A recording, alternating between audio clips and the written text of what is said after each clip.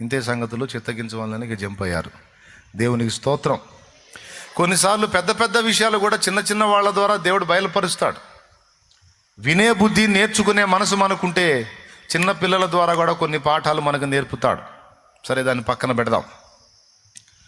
వీరందరూ ఎడతెగక ప్రార్థన చేశారు అని మాత్రమే లేదు, ఏక మనసుతో ప్రార్థించారని ఉంది. ఒకటి గుంపు, 3 సంగతులు గుర్తించాలి. ఒకటి అందరూ సమకూడారు, రెండవది ఏక మనస్సు కలిగి ఉన్నారు, మూడవది ఎడతెగక ప్రార్థించారు.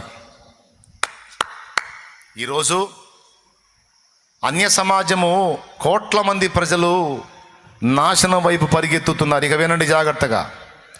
కోట్ల కొలది ప్రజలు నిత్యము మండి అగ్నిగుండానికి రెడీ అవుతున్నారు, పరిగెత్తుతున్నారు. వాళ్ళకి ఎంత చెప్పినా, మనం ఎంత వాక్చాతుర్యాలను ఉపయోగించి, ఎంత నేర్పుగా, ఎంత లౌక్యంగా బోధించినా వాళ్ళకి అర్థమై సావట్లా. ఎందుకంటే మనం ఎంత చూపించబోయినా కళ్ళు లేని అంధుడికి రంగు చూపించడానికి ప్రయత్నం చేసినట్టుంది. కళ్ళు లేని అంధుడికి రంగు చూపించడానికి ట్రై చేస్తే ఎట్లుంటుంది? హాస్యాస్పదంగా ఉంటుంది. 2 గుడ్డోళ్ళు ఫ్రెండ్స్ అంట, ఒకడికి ఫుల్గా కనపడదు, ఒకటికి కొంచెం కనపడింది.